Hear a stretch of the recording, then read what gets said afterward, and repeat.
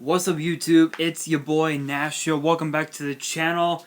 The new cards for Blazing Vortex just keep on coming. Yes, they just keep coming. So we have even more cards to talk about in the new set Blazing Vortex, including a new card for constellars. Honestly, we have not seen constellars get any support in a long time. So it has been a while.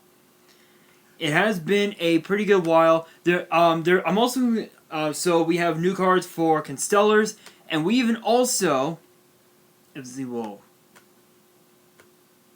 there we go.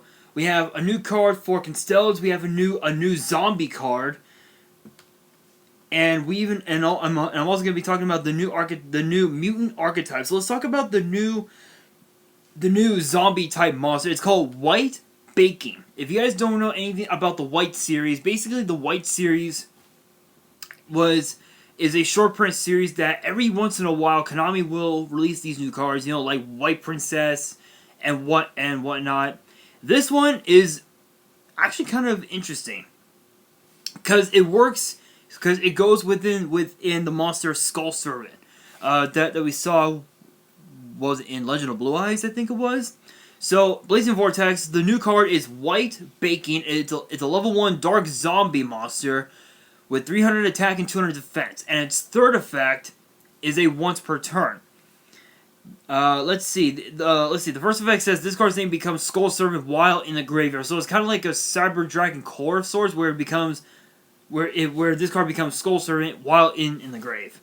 If a level 3 or lower zombie monster or monsters you control would be destroyed by battle or card effect, you can discard this card instead. So this is essentially kind of like a hand trap of sorts. So this effect is more so of a hand trap. So that's actually pretty good.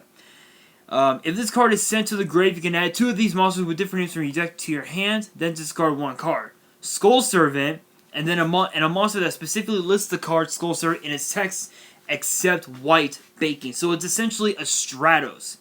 So it's essentially a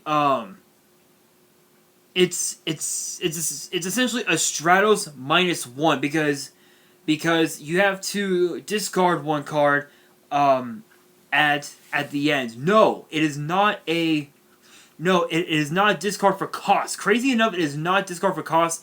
It's the effect is still active, so you have to do it. But honestly, again, these cards are always short printed. These cards don't get a whole lot of play, from time to time, unless you were playing like Eldritch or something. Because I know that Eldritch sometimes will use these types of cards because it's a zombie type deck. So yeah, again. The effects are really good because you get to, because if one of your level 3 or lower zombies would be destroyed in battle or card effect, you could just send this card to the graveyard and you're good to go. That is pretty good. Again, this is an easy 3 of. Everybody is probably going to be asking, well, what's the card going to be at? What's it good at? It's good at 3 because it's better to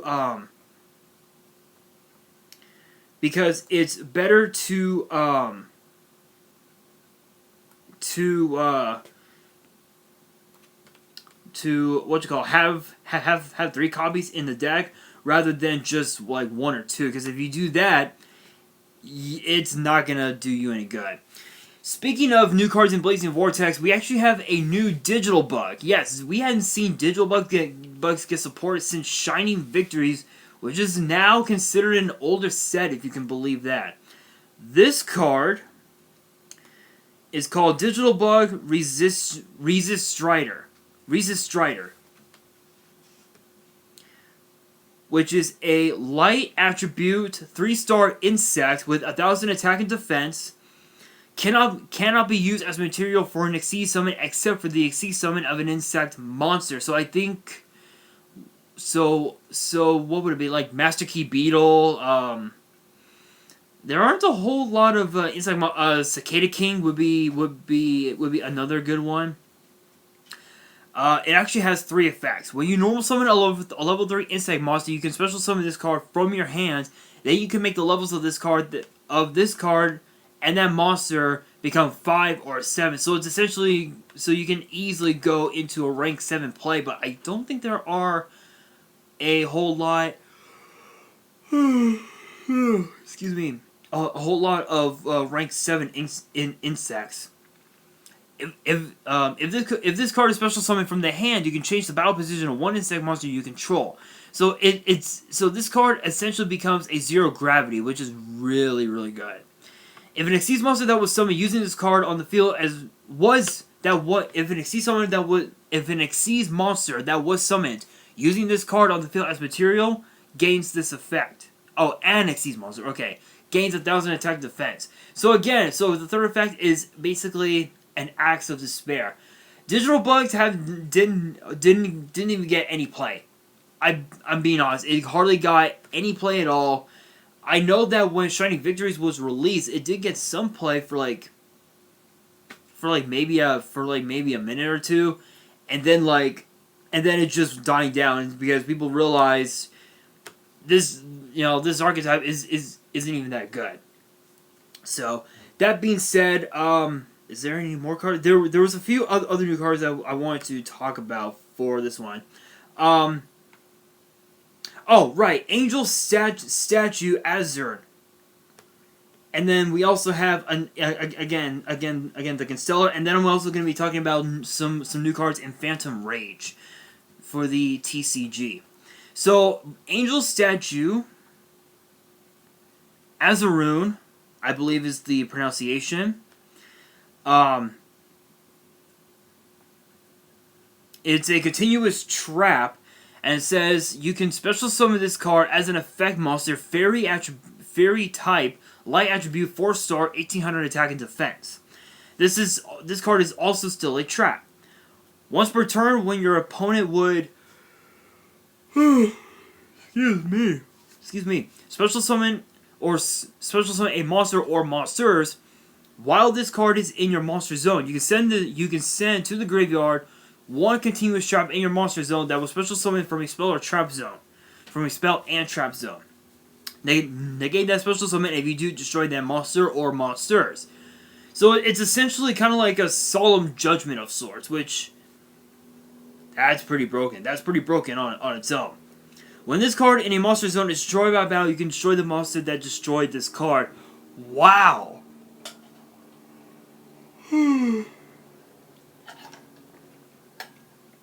Excuse me. Yeah, I cannot speak today. What is wrong with me? Sorry about that, guys. I've been so tired the last couple days, and I need to take a drink of water. Anyway, so I want to point out that third effect. It's essentially a 2-pronged. It's like a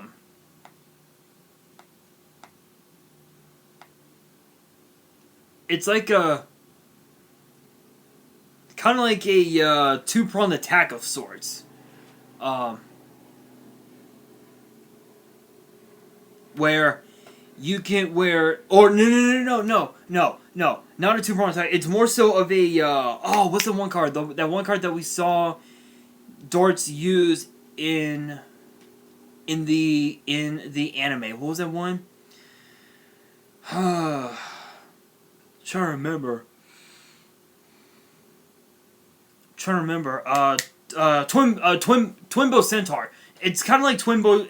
This effect, that their effect is like Twinbo Centaur, where or no, not Twinbo Centaur. It's like I don't remember the name of the card, but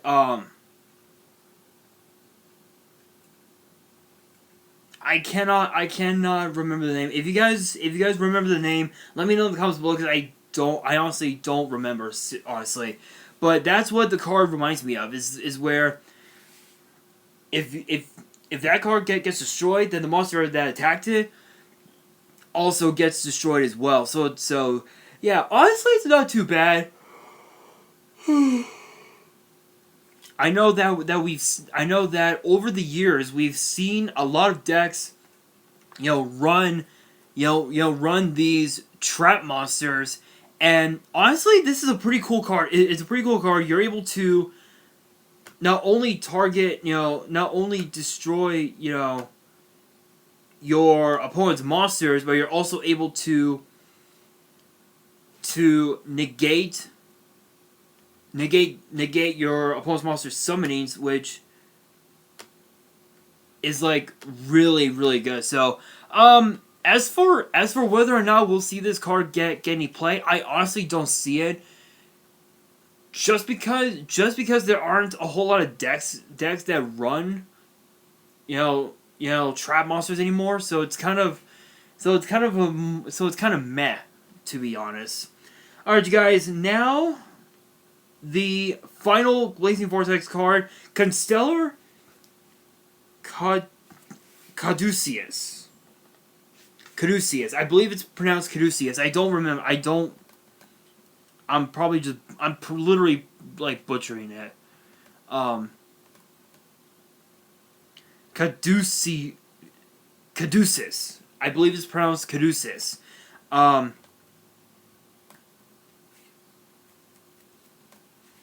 It is a light attribute spellcaster monster, 4-star, 1600 attack, 1550 defense. Wow, when was the last time you saw 50? Both of its first 2 effects are a once per turn. If you control a constellar monster other than this card, you can special summon this card from your hand. Okay. Oh, okay. So if you have like Constellar Pleiades or Ptolemy M7, you can automatically just summon this card from your hand. So it's like kind of like a parsec. It's kind of like a parsec where if you have a level 8 monster on board, you can summon it. You can summon the card from your hand. That's what this card is. During your main phase, you can add 1 Constellar Spell Trap from your deck to your hand. So it's essentially like a Rhoda. It's essentially a Spell Trap Rhoda, which that's broken on its own. A Constellar Xyz monster that has this card as material gains this effect. If this card battles a light or dark monster before damage cal, you can banish that monster. Wow. Wow, that's pretty good. That is pretty good. And what I find interesting is that it's basically that effect is a bottomless trap hole. Will we ever see Constellars come back into the format? I highly doubt it. I highly doubt we will, given the fact that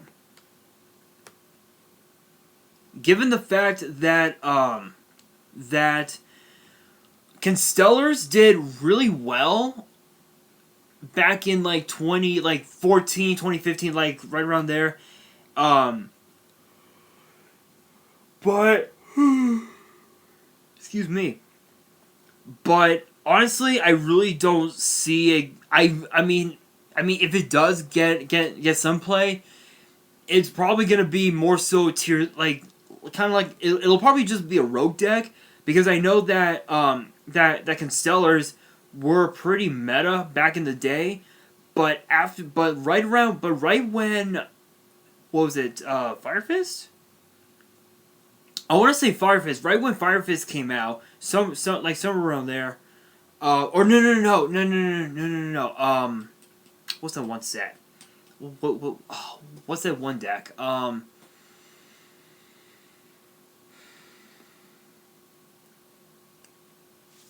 I want to say,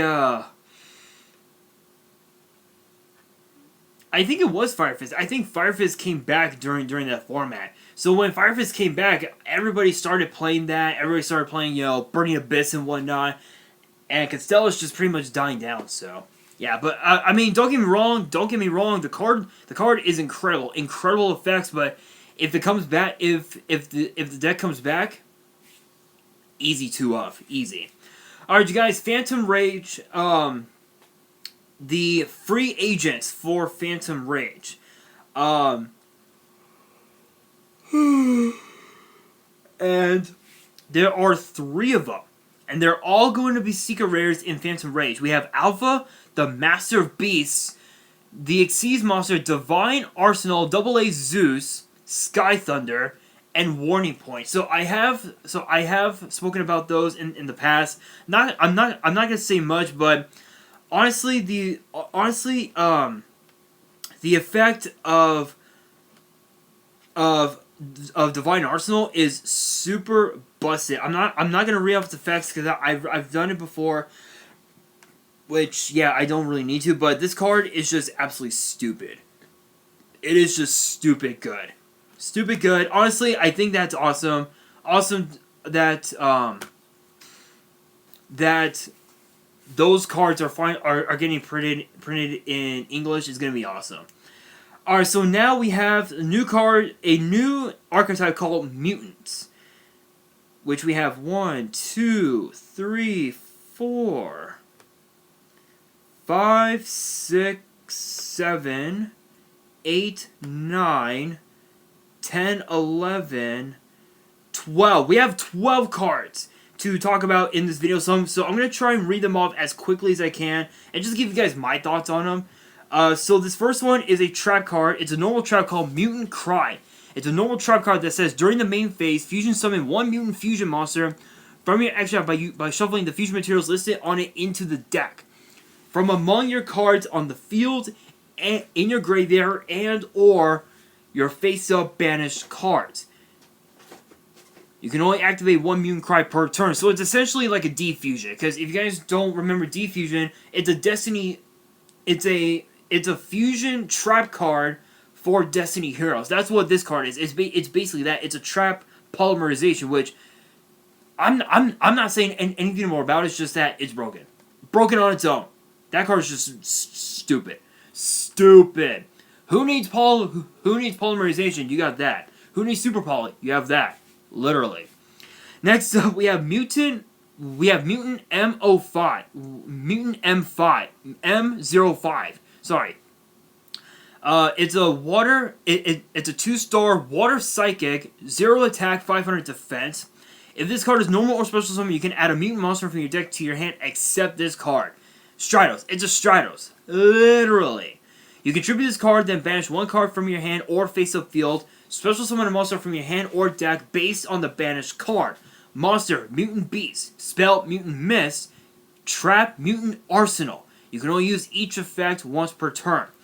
So essentially that effect is essentially a it's essentially kind of like a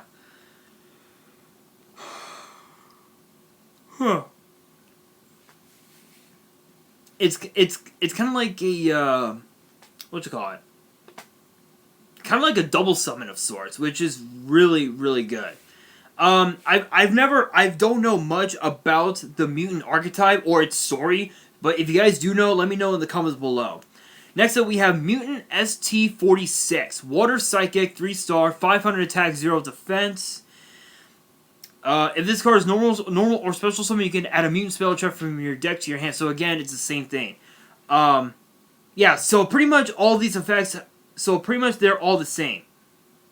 Yeah, so those two, 05 and 46 are pretty much the same. So they have the same effect.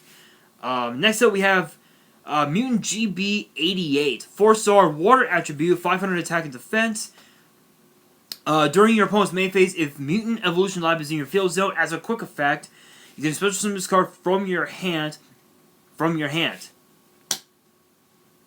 It's essentially not drill dark, but kind of like it's essentially like Cyber Dragon, where you can just special summon it right away.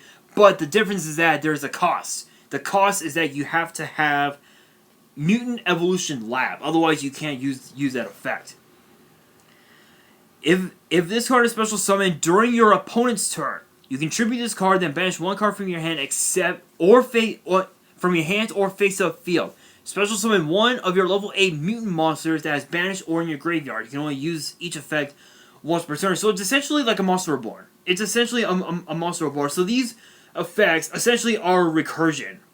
This is so pretty much this is basically a recursion based deck, which that's pretty good. And then of course we have Mutant Beast, 8-star Earth Beast monster, 2400 attack and defense, cannot be special summoned except with the effect of a mutant card. What the hell is Someone just texted me. No one cares. No one cares. Um, your opponent cannot target this card with monster effects. You can only use each of the following effects of Mutant Beast once per turn. When your opponent activates a spell or effect as a quick effect, you can banish one card from your hand or field. Negate the activation if you do banish that card. If this card in its owner's possession is destroyed by an opponent's card, you can target one of your banished mutant traps added to your hand. So basically, again, it's like it's a trap rota. And then we also have Mutant Mist, which the effect is the same, but instead you're resolving basically a pot of greed, and you're getting also a search as well. So it's pretty much similar. And then we have Mutant Arsenal, which has 3,000 attack. It's pretty much the same. You're adding spell. You're adding cards from your deck to your from your banished pile to your hand. For the fusions, we have Mutant Synthesis, Mutant Ultimus, and also Mutant Ultimus as well. And then for the spells, we have Mutant Blast, which is the equipped spell for them. Basically, you can only equip to one of the level 8 or higher monsters, and then you can basically just you can banish your opponent's monsters, and then summon a level 8 mutant from your hand or deck with a different original attribute. So that's pretty cool. Mutant Fusion. So this is basically their polymerization. I don't have to say anything about it. And then the field spell Mutant Evolution Lab. So Evolution Lab, when this card is activated, you can special summon one of your level 4 or lower mutant monsters from your hand, or that is banished. So again, kind of like a Monster Reborn type of deal, which is pretty good. Or no. It's kind of like a Cyber Rev system, basically. Mutant monsters you control gain 100 attack for each of your banished mutant cards with different names. It's basically Extra Hero Dread Decimator, which, do I have to say anything more about it? No, I don't. Once per turn during your main phase, you can place one mutant monster from your hand on the bottom of the deck, and if you do, draw one card. So it's essentially it's a recycle 1+1. So basically, based on what the archetype looks like, it seems as if it's more so of a recursion deck where you can banish your cards, bring them back, put them back into your deck, get off Pot of Greeds, and then just go for an OTK with the fusions, which I think the boss, and obviously the fusions are mainly the boss monsters itself. So that's pretty cool. I honestly like that archetype. As for whether or not we'll get any play in the TCG in today's meta, I really don't see it, but we will find out. And last but not least, I was gonna talk about the full set list for the structure deck, for the Charmer structure deck, but I decided not to, just because I'm actually low on time right now. Because you guys know I'm always busy. I'm always busy trying to come up with new ideas for videos and whatnot. So, but the last thing here that I want to talk about is the Starlight rare for Phantom Rage, and it's actually one you'd least expect. The card in question was printed in, I think, Rising Rampage, which is Hita the Fire Charmer Ablaze. So Hita is finally getting a Starlight printing. That is incredible. I'm not saying anything more about it because I've talked about that card in the past, so I don't have to say much. But guys, that is going to do it for this video. Question of the day: what are you guys' thoughts on the new Mutant archetype? Let me know in the comments below. And that is going to do it for this video. So hopefully you guys enjoyed. If you did, make sure you guys smash the thumbs up button. If you guys are new to the channel and you guys love seeing these types of videos for WWE and for Yu-Gi-Oh!, definitely hit that subscribe button and hit that notification bell. so you guys don't miss out on any new content that comes your way. And be sure to follow me on Twitter and Instagram. All the links are down in the description below. And on that, this is your boy Nash, signing out.